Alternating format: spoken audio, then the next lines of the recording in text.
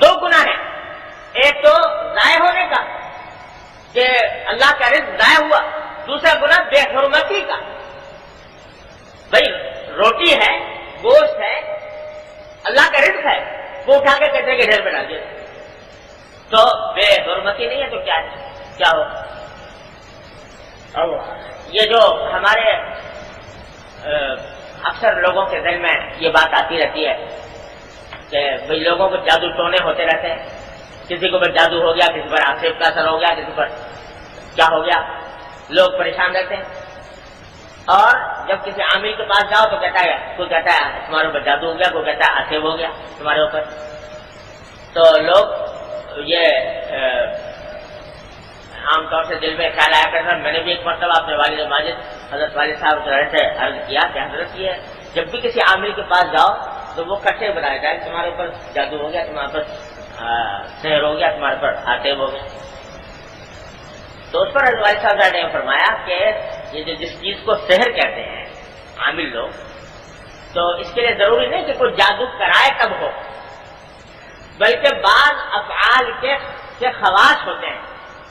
بعض افعال کی خاصیتیں ہوتی ہیں، اس سے خود بخود بھی ہو جاتا ہے، جادو جیسا اثر ہو جاتا ہے. اس کی مثال یہ دی کہ جیسے یہ جو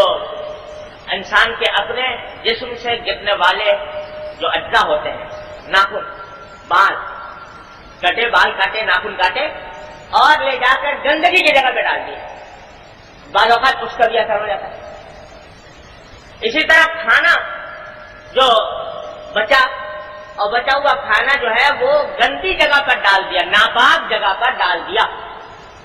تو ناپاک جگہ پر ڈال دینے کے نتیجے میں بھی بعض اوقات اس قسم کے اثرات ہو جاتے ہیں جیسے زہر کے اثرات. تو آج جو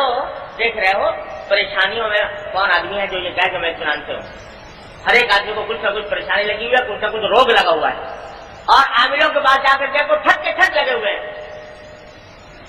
کہ لوگ جو ہے وہ پریشانی کے ساتھ کوئی جادو ہو گیا، ہمارے پر ٹونا ہو گیا، پریشانی کیا ہو گیا.